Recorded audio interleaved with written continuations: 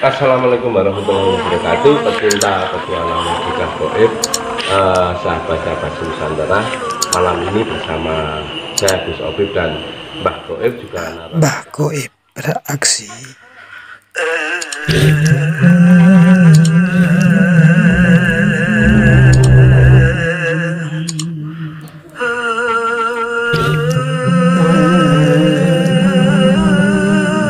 Ini saya yang sebagai biasa dalam petualangan musik dan Mbah Goib nanti akan sedikit banyak ingin tahu pada Bapak daripada dulu awal Bapak itu menjadi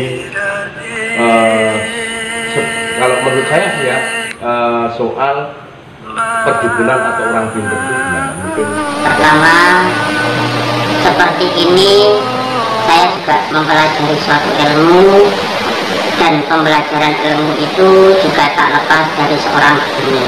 Oh gitu ya. Tapi dalam posisi saya mempelajari ilmu tersebut, ada kalanya jatuh bangun cara pembelajaran lebih banyak ke hal yang kurang diakui oleh agama.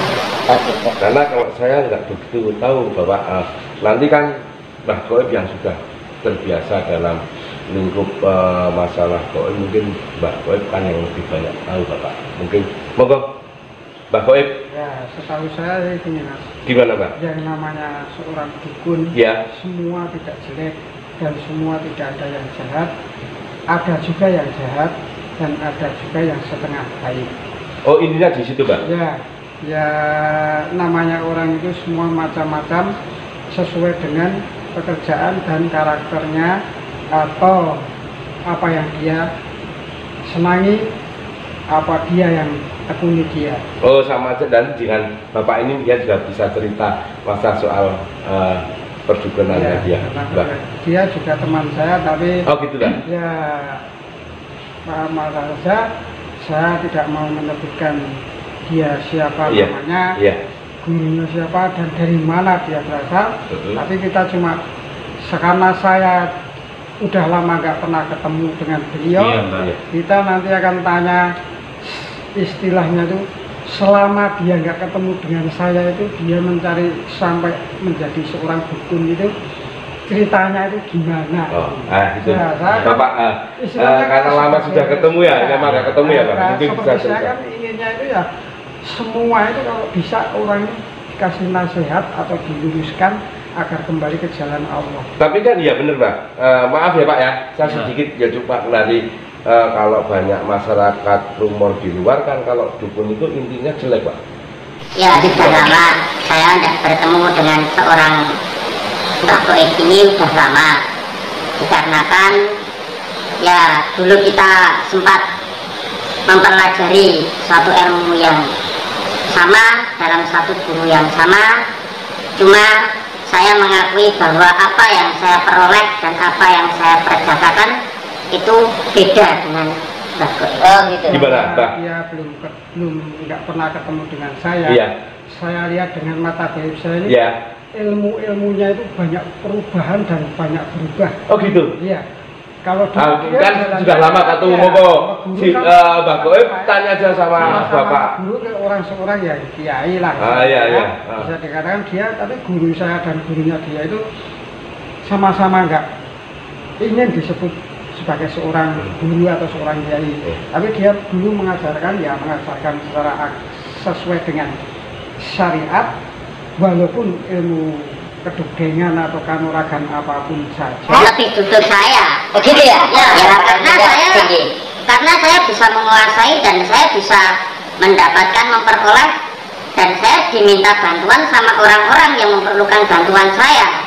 Nah itu gimana Pak? Ya karena dia ibaratnya bisa dikatakan bekerja sama dengan jin atau setan. Oh gitu, bener ya itu yang dikatakan Mbah Goib? Dengan bukti apa Anda mengatakan saya berguru dengan seorang jin?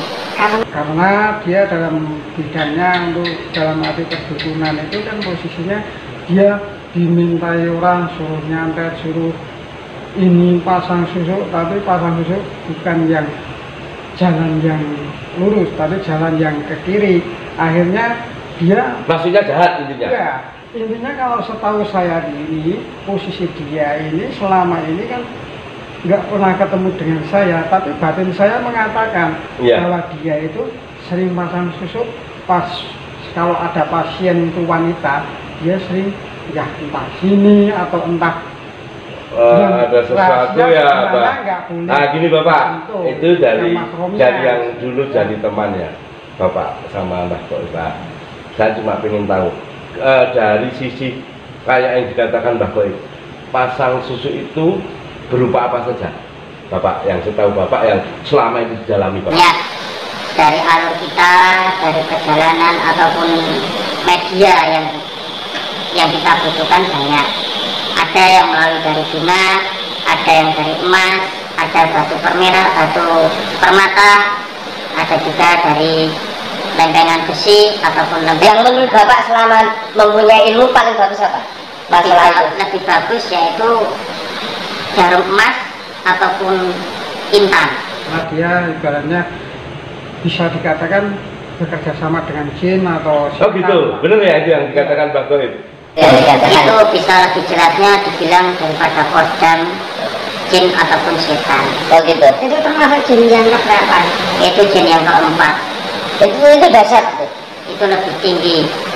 Dan medianya selain itu Bapak apa ada kembang dan sebagainya yang ada harus pasien datang. Ya kalau seperti kembang ataupun kemenyan dan dupa dan lainnya itu udah termasuk hak wajib, rutinitas ataupun media yang selalu saya pergunakan untuk membagi-bagi ritual Itu ya. Oh, Sebenarnya Mbah, saya tak tanya sedikit sama Bapak. Bapak udah menguasai beberapa ilmu masa yang tadi yang dikatakan seperti pasang susu satu ya. Misal kalau ada orang perempuan datang minta suatu apa pengasihan, saya nggak tahu lah itu. Kedua apa pengelarisan dan apa mempunyai berapa ilmu Bapak yang dikuasai? Kalau ilmu, segala ilmu saya punya, karena yang saya kuasai adalah segala ilmu. yang menurut banyak orang datang itu aja Pak. Pada meminta apa ini? Ya tergantung banyak sih. Banyak orang yang pengen untuk jalan pintas ke tempat saya. Ada yang penggandaan uang juga ada yang pengen sukses tanpa zaman sekarang. Juga dulu guru saya juga mengatakan yang namanya menggandakan uang itu sebenarnya itu tetap kebohongan. Sebenarnya tidak ada. Bang Goib juga tidak ada. Ya, segini Mbak. Makasih Mbak atas infonya. Nah, gini Mbak, yang saya penasaran satu Mbak. Mbah itu juga seorang yang ilmu yang linuweh lah, Goibnya juga bagus, Bapak ini juga bagus. Nah, kalau dari penglihatan yang Mbah, maaf loh Pak. Jadi kalau temen ini dulu temen ya sekarang masuknya kalau ada pasien dari perempuan sebenarnya sama dia suka diapain Mbak? Kan ini cuma maaf loh Pak, ya, saling cuma tanya aja. Ya, setahu saya dari Temen ini gimana Bapak ini? dari saya ada keluhan dari seorang pasiennya juga dulu pernah ketemu saya, katanya pernah ketemu dengan teman saya ini, dia mengatakan wah ini begini. Nah ternyata dia setelah saya ketemu Mas Guru saya itu mau langsung tanya sama dia. Nah, enggak apa-apa ditanya teman-teman kok Mbak. Selama ini kan istilahnya dia bisa dikatakan dukun lah ya. Iya. Nah, posisinya misalkan ada pasien datang minta pelarisan atau minta pasang susu atau buat pengasihan, nah itu ceritanya itu gimana kok sampai posisinya itu situ, konon katanya itu ada seorang bisa perempuan cantik lah. Nah, perempuan cantik terus bisa. Nah, lebih pastinya bukan saling untuk memanfaatkan, tapi lebih jelasnya untuk saling menguntungkan. Nah, saya tanya kalau dari pendapat saya loh. berarti termasuk kalau jangan marah loh, Bapak tak bilangin termasuk dukun cabul gimana? Dengan bukti dan dasar apa Anda mengatakan? Jadi saling menguntungkan. Karena gini, penalaran ya Pak, maaf ya Pak. Penalan dia perempuan cantik, datang misal ingin sesuatu agar dia tercapai. Nah, Bapak sebagai orang dukun yang kalau rata-rata orang di luar bilang dukun itu pasti kayak gitu, kalau ada pasien yang kira-kira cantik suka bisa diajak. Ya, kayak gitulah. Nah, kan termasuk kayak gitu, Bapak. Tapi maaf, bukan nuduh, tapi gimana itu, bener nggak? Ya, itu bagi kalangan kami hanya sebatas kami dan pasien yang tahu. Kalau soal kita memperlakukan apa atau dengan apa, itu gimana? Itu tidak benar.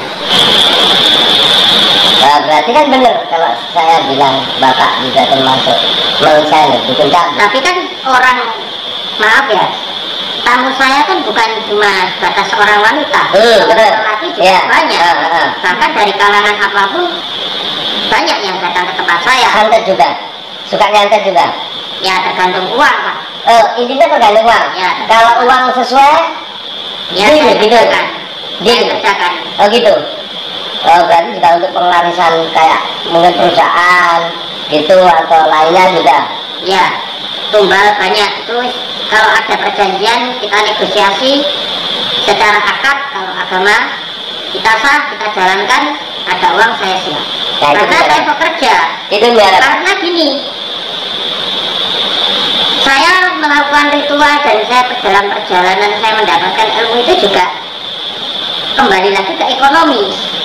Tidak seperti Mbah Goib yang gimana menurut Bapak Mbah Goib gimana Mbah Goib? dia tuh orang penolong lillahi ta'ala. Gitu ya? Ya. Bener-bener ya? Tak menerima apa, cuma hanya doa dan ucapan terima kasih, itu udah cukup. Gitu Mbah Goib tuh. Memang kayak gitu Mbah Goib. Tapi kalau untuk saya itu udah cukup. Oh gitu? Iya. Anak istri kita makan apa? Nah, itu, Mbak. Iya. Gimana, Mbak? Menurut Mbak, ini seru ini, Mbak. Ya emangnya Ceritanya. sebenarnya itu bisa dikatakan salah, juga bisa dikatakan benar, Mas. Gimana, Soalnya Pak? dia pekerjaannya kayak gitu. Orang datang minta tolong, minta bantuan, minta ini. Benar mintaannya orang yang datang itu macam-macam. Iya, Ya, gimana, kan? Pak? Benar, Nah, benar, terus benar, masuk akal. posisinya dia sebagai seorang dukun, Ya, dia kan cuma duduk menunggu tamu-tamu si pasien. Pak, apalagi nyantet ya, Pak? Itu. Nah, karena dia itu sendiri kalau mau ditinggal bekerja, dia juga nggak bisa karena ada tamu, mosok ditinggal kerja. Iya. Nah, posisinya waktu yang sebenarnya dia bekerja untuk menerima tamu atau si pasien itu, akhirnya dia, yaitu kalau dia sendiri nggak makan nggak minum mungkin betah karena dia ahli tirakat. Gitu. Dinamakan seorang dukun. Dukun. Tapi dia kan juga punya keluarga. Apakah keluarganya dia itu bisa makan dan minum? Kalau dia kan sebagai seorang laki-laki, tanggung jawab sebagai seorang suami itu mempunyai tanggung jawab pada istri dan anaknya. Kalau dia bilang dikatakan dukun, kalau nggak ada uang nggak jadi Ya. dukun. Begitu. Ya, kan seperti tadi yang dia katakan, saya kalau orang datang nggak ngasih ini itu, nah saya nggak makan satu hari satu malam betah. Tapi dia mengatakan, saya punya anak dan punya istri. Kalau dia mau makan atau minum, uang minta kepada dia. Iya. Jadi kan juga ada salahnya, ada benarnya. Oh gitu. Tapi cuma satu, Mbak. Bapak Nah, tuh. semua kan tergantung istilahnya, bisa dikatakan kalau dia nggak pakai mahar atau nggak memberi ngarani istilahnya, Iya. mungkin insya Allah itu hal yang biasa. Ya, Tapi duduk kalau lah bahasanya, namanya duduk. dukun, soalnya Ada uang saya kerjakan. Coba Anda tadi posisi masuk di rumah saya, Anda juga tahu kan, Bapak atau Mbak Goib. ada nyantet orang sampai meninggal dunia. Apakah situ juga berpikir saya itu besoknya itu nanti bisa masuk neraka apa? Hanya jadi saya. Gimana? Kita dulu satu guru, tapi sekarang udah beda. Karena beda keyakinan. Ya, secara keyakinan kita beda, secara finansial juga beda. Beda untuk Dia punya mobil apa? memutuskan dengan Mbak Goib. Ya itu Atau sendiri maksudnya gitu loh. Ya itu karena ada faktor yang saya memperkekeh untuk Intinya berarti kan Anda eliminasi kekayaan loh di dunia aja. Ya namanya orang, siapa yang tak pengen kaya? Oh gitu. Orang pengen mencelakai orang ataupun rekan bisnis ataupun apa, dia datang ke tempat saya untuk suruh saya dia dimatikan, itu cuma apa? Cuma buat bisnis kan, cuma buat untuk kekayaan. Tapi masih punya hati nurani Bapak? Ya kalau hati sih saya juga Punya. Tapi masih punya hati nurani Bapak? Ya kalau hati sih saya juga Punya. Nah sekarang ada kesan apa Bapak? Buat banyak orang.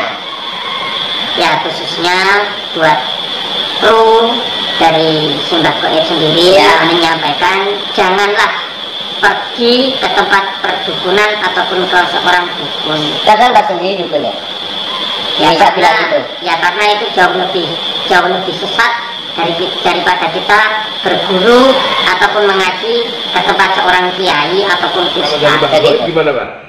Enggak, sebenarnya Gimana Pak? bukan masalah salah siapa yang benar siapa. Iya. Ada orang yang mau berbuat jahat untuk membunuh orang secara halus. Satu ya. Datang ke seorang dukun. Iya. Dukun mengerjakan atas dasar perintah dari orang Ya. si pasien. Iya. Berarti pasiennya Itu udah yang ada jahat. perjanjian. Ya sebentar Bapak, biar Nah. Mbak Goib tanya ngobrol Yang dulu, jahat. nanti gantian. Pertama kali yang mendatangkan kejahatan itu adalah si pasien. Ya. Ya akhirnya si dukunnya itu pengen uang, ya dia kerjakan. Yang penting saya dapat menerima upah. Nah, jadi inti Mbak Goib dari perbincangan ini seperti apa Mbak? Ada baiknya, ada jeleknya. Ya. Semua itu memang tidak ada yang manusia itu yang sempurna. Ya. Ada manusia itu sudah dikatakan bahwa manusia itu makhluk yang paling sempurna dibandingkan dengan makhluk-makhluk yang lain. Ya. Tapi karena manusia itu mempunyai pikiran, Ya. nah akhirnya punya nafsu, punya ini, akhirnya ya itulah karena dengan keindahan dan keduniawian yang terlalu megah, maka kadang orang baik pun bisa menjadi Terperosok ke jalan jalan yang sesat. Sedangkan orang yang baik, orang yang jelek pun bisa untuk menuju ke jalan yang benar. Ya, berarti itulah intinya itu. Dan Mbak Goib dan juga Bapak Bocah Goib sangat berterima kasih atas informasi yang telah Bapak berikan dan Mbak Goib berikan, dan pemirsa Nusantara pecinta petualang Bocah Goib, bahwa malam ini kita sedikit banyak sudah mengetahui apa yang diartikan dalam perdukunan, dan hidup itu adalah ada hitam dan ada juga putih, dan mereka selalu ada berjalan berdampingan ya Pak. Iya. Dan yang menentukan adalah masing-masing orang untuk dalam jalan hidup masing-masing gitu ya. Nafsu. Oh gitu ya. Terima kasih Bapak atas informasinya, dan Mbak Goib terima kasih banyak telah memberikan suatu gambaran yang baik kepada banyak orang, dan pemirsa Nusantara mungkin sudah cukup untuk malam ini, dan nanti kita bisa sambung di lain waktu. Sahabat-sahabat Nusantara, petualang Bocah Goib sejati. Assalamualaikum warahmatullahi wabarakatuh.